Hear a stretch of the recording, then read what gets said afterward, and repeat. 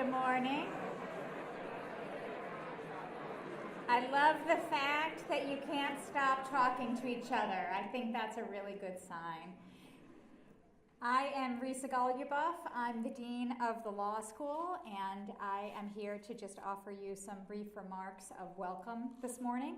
I want to first start talking about, just for a little bit, and then I'll talk about some other kinds of things, but I first want to talk about what happened last weekend and just tell you that this is not the welcome I imagined from Charlottesville and from our university, and I'm sorry about that. I remember starting law school, though it was many years ago, and it was stressful enough to move to a new place and get a household set up and start classes and think about this whole new adventure. I'll come back to the adventure in a minute, but to do so in the midst of violence and terror and grief and fear, I think is really, really hard and really stressful. And I wish that hadn't happened, and I wish that weren't your introduction to this chapter in your life. My hope, though, is that however scared, angry, sad, upset, worried you have been, and I'm sure some of you still are, but I hope that sitting here today, hearing that wonderful cacophony of happy, excited voices, meeting each other, meeting the people who are going to guide you through this experience, makes you feel pretty different from how you might have felt wherever you were watching what happened in Charlottesville last weekend. Those who marched were all about hatred and bigotry and violence and anger and exclusion, and we here are all about joy and humanity. So, God, it's your first day and I'm already crying. So I would like to say in no uncertain terms that we are glad you are here. I'm glad you are here. Oh, look at this. This is terrible. You're going to have to turn that off.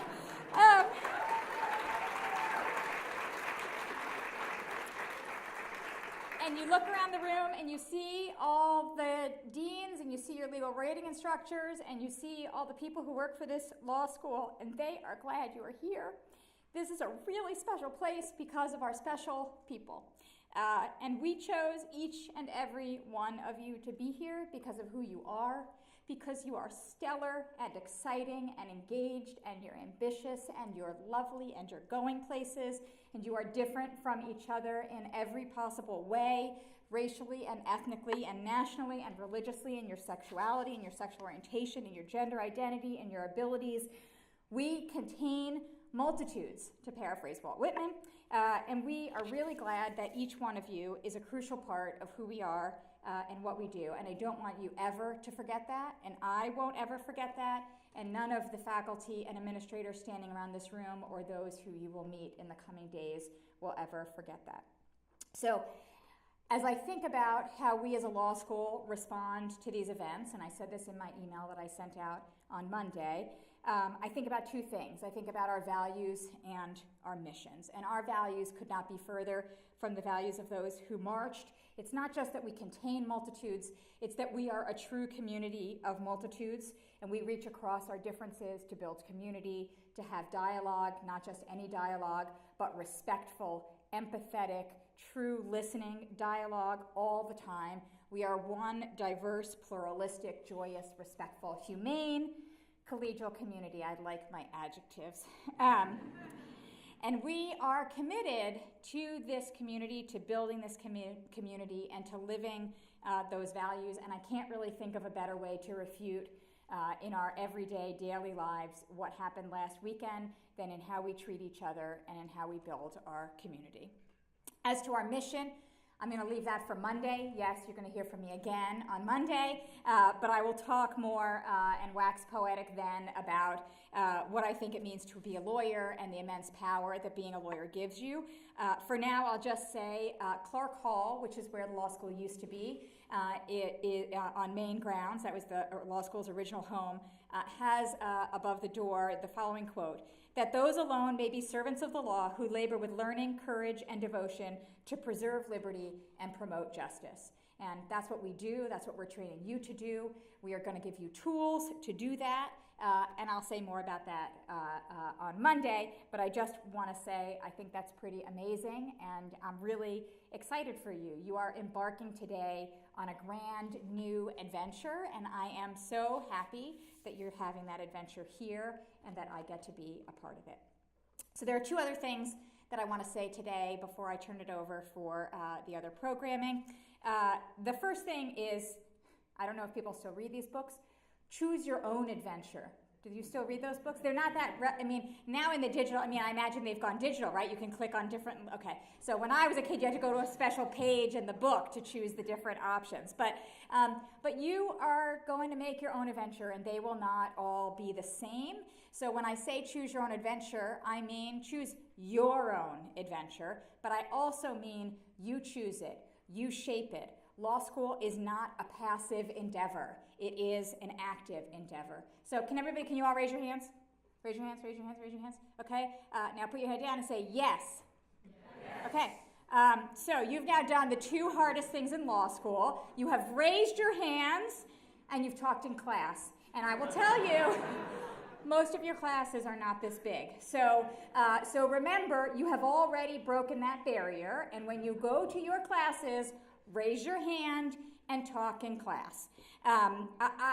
When I was a first-year law student, my small section was torts, and I had a professor who was a real Socratic method person. And so he would start out asking a really easy question. I would raise my hand, and he would call on me, and then he would ask me 18 harder and harder and harder questions. And by the end, it would be clear that my first answer was absolutely wrong, or if not wrong, deeply problematic. And then you know what he would do? He'd ask another really easy question, and you know what I would do? Do it with me, right? Every time. It happened every time. But you know what? I was part of the dialogue, and it didn't matter that I was wrong in that first question. I was in it, and he was teaching me. So I say, participate. I say that now as dean. Those of you who will eventually have me in a class, which I hope will be the case, will hear me say I am on a relentless quest for total class participation. I will look and wait, and not every faculty member does that, but you should feel my eyes boring into you, telling you to raise your hands. And of course, when you participate, I hope will do so with respect and with a generosity of spirit. You will take ownership, but you will take ownership not only for yourselves, but as part of this community. And if you all do that, you give an amazing gift to yourself because you will learn more, and you give an amazing gift to your classmates because you will learn from each other and not only from your professors. The second and last piece of advice I want to give this morning is know thyself. So when I was thinking about what to say today, I kept trying to figure out how to articulate what message I wanted you to hear. But each time I came up with a message, I thought, no, some people don't need that message. They need the opposite message, right? So you need to know whether you're the kind of person who needs to be told, take yourself seriously, or you're the kind of person who needs to be told, don't take yourself too seriously. You need to know whether you're the kind of person who needs to feel your power, or whether you're the kind of person who needs to know it's okay to let other people feel their power, or whether you're the kind of person who needs to know everyone needs help sometimes, and it's okay to seek it out, and we have it when you need it. And you might be one of those people some of the time, and another of those people others of the time, and that's okay too. And you might be someone who needs to hear, reflect on the big picture and don't get lost in the details. It's okay to take off a little time, or you maybe need to be someone who's told, you know what? It's time to get to work. My daughter took a standardized test recently, and it was untimed, and she has a number of classmates who are perfectionists, and so the teacher said, it's untimed, but don't take too much time, and you don't want to make yourself crazy and all this stuff. And my daughter did pretty poorly on that standardized test. Don't worry, she came back later and improved, but she heard that message and applied it to herself, but my daughter's not a perfectionist. And that's a really good thing about her. She doesn't get stressed out. But it meant she didn't check her work, and she didn't take enough time. So she heard that message and thought it was for her, but it wasn't. The message she needed to hear was, check your work, take a little more time, you're not in a rush, right? So it is so important because you're about to get a ton of advice. And you need to know, we don't know you yet. We don't know which advice applies to you and which advice doesn't apply to you. So you have to know who you are so that as people give advice, you can figure out how it best applies to you and how to use it going forward. So that's how I ended up just with know thyself. It's a little general and a little cliched, but I actually think much more helpful, and I hope you'll keep it in mind. So this brings me back to where I started, and this is where I'll end, which is to say that the fact that each of you has different needs, different goals, different hopes and dreams and experiences is what makes each of you special. It's what makes us special together.